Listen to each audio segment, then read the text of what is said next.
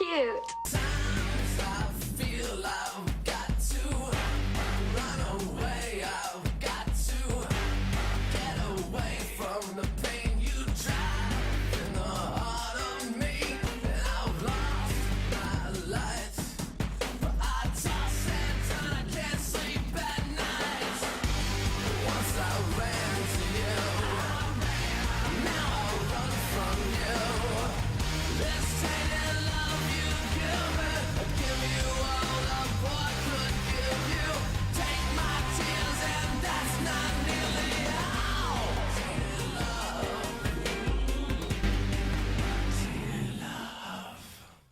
I've gone on record several times in saying that A Nightmare on Elm Street is my favorite Wes Craven film. Red Eye remains in a close second.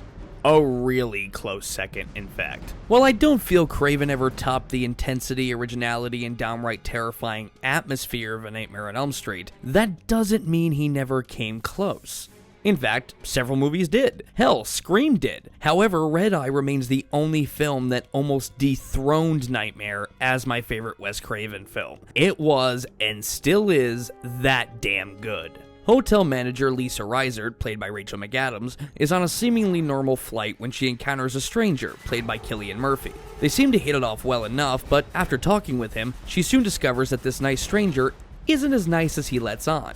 As it turns out, he's there to ensure that she assists him in offing a politician in her hotel, in exchange for her father's life. Stuck on the plane with no way out and a limited time frame to work with, Reisert must find a way to overcome him, stop the assassination, and save her father. This is a film that is only an hour and a half long, but moves at such a brisk pace that it could have gone on for 2 more hours and I wouldn't have cared. The tension and the suspense of this film build so heavily, and once it gets going, it never lets up until the final scene. Once these two were on the plane, I was hard-pressed to find one moment that wasn't gripping. And the plane created this wonderful, claustrophobic atmosphere. She's stuck. She can't escape. She can't run. Her only choice is to face him head-on and try to outwit him at his own game. I also have to give credit that when you have one environment to work with for most of the film, keeping the audience's attention and interest is not an easy task. Thankfully, such a feat was not impossible for Wes Craven, who was not only able to tell a suspenseful story, but was able to make the scenes on the plane the best scenes in the film. But you might want to take a look at this first. J.R. Joe Reiser, your father, yes? Where did you get that? Oh, I didn't get it. My associate grabbed it off your dad's desk, apparently next to your graduation picture. J.R. Definitely Dad's wallet, his initials. But gee, mine too. Jack Rippner, credit card, license. But for some reason, Miss Stewardess, this emotionally unstable, rather inebriated girl whom I've never met before tonight suddenly went crazy when I took it out of my pocket. You tell the flight attendant and your dad dies.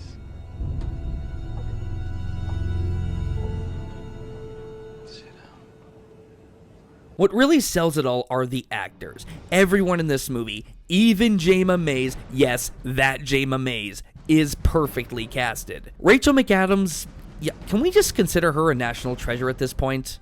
This woman is amazing. In Red Eye, it helps that she has a good character to work with. She's a strong, independent working woman, but she really doesn't have much of a life outside of work due to her responsibilities. She's also not against letting her guests walk over her or her employees to make life easier for herself. This is a complete contrast to her reactions towards 2 particular guests at the end of the film, which I won't spoil because it's really fucking funny. Cillian Murphy plays the pretty boy routine with the big blue eyes in the beginning of the film, keeping Lisa's attention to set his plan into motion, and when he makes the turn as soon as the plane takes off, it's downright haunting. Now, this may seem a bit off topic, but bear with me. Batman Begins came out the exact same year this film did, and when Murphy was casted as the Scarecrow in Batman Begins, I honestly had no faith in him. I had only seen him in 28 Days Later, and I thought that film sucked. I still do.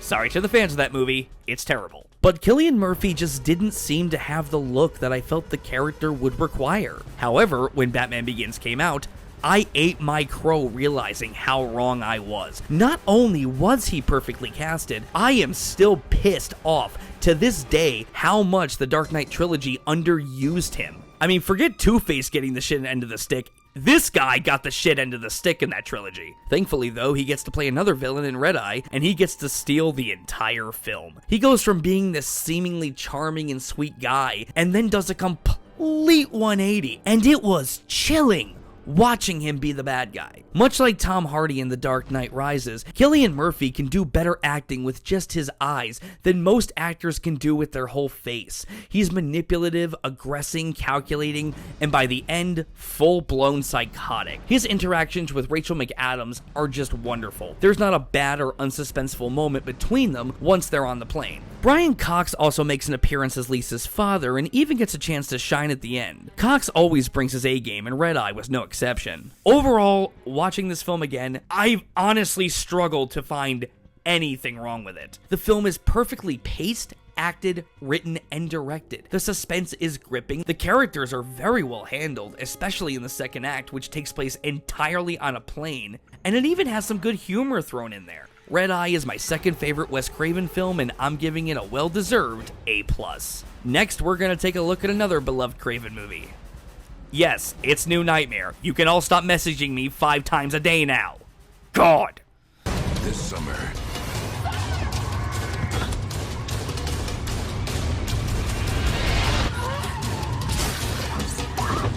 from director Wes Craven,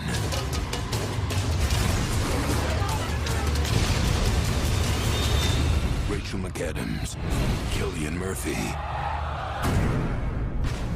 Red Eye.